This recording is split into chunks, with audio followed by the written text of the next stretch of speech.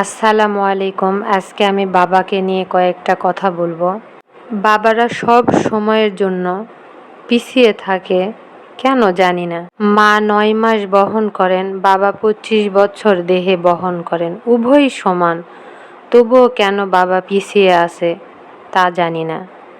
মা বিনা বেতনে সংসার চালায়, আর বাবা তার সমস্ত বেতন সংসারের জন্য ব্যয় করেন। উভয়ই সমান, তবুও কেন বাবা পিছিয়ে থাকে। মা আপনার যা ইচ্ছা তাই রান্না করেন, আর বাবা আপনার যা ইচ্ছা তাই কিনে দেন।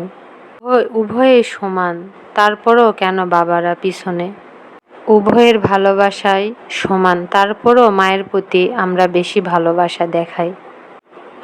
ফোনে কথা বললে প্রথমে মায়ের সঙ্গে কথা বলতে চাই, কান্না করলে মা বলে কান্না করি, কিন্তু প্রয়োজন হলে বাবাকেই ডাকি।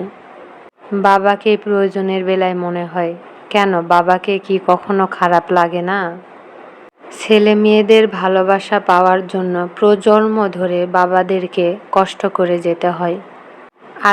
আলমারি খুললেই দেখা যায় রং বেরঙের শাড়ি, বাচ্চাদের নতুন জামা কাপড়, কিন্তু বাবার একটা হলেই চলে। কেন জানি না বাবা পিছিয়ে থাকে। বাবা সারা জীবন কঠোর পরিশ্রম করে পরিবারকে ভালো রাখার জন্য কষ্ট করে, কিন্তু যখন স্বীকৃতি পাবার সময় আসে, মারও অনেক মর্যাদা, মার পায়ের নিচে জান্নাত, কিন্তু তারপরও বাবা কেন সবসময় পিছিয়ে থাকে। বাবারও তো আমাদের জীবনে অনেক অবদান। বাবা পিছনে থাকেন এই কারণে, বাবা হচ্ছে সংসারের এবং আমাদের জীবনের মেরুদণ্ড, আর মেরুদণ্ড অবশ্যই পিছনেই থাকেন, অথচ তার কারণেই আমরা দাঁড়াতে পারি।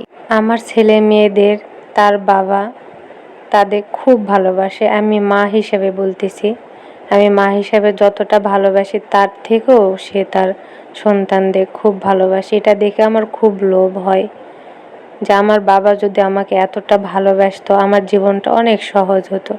তারপরেও সে আমার বাবা, এই জন্য সকল বাবার প্রতি আমার শ্রদ্ধা ও ভালোবাসা জানাই। সকলে ভালো থাকবেন, দোয়া করি। আল্লাহ হাফিজ।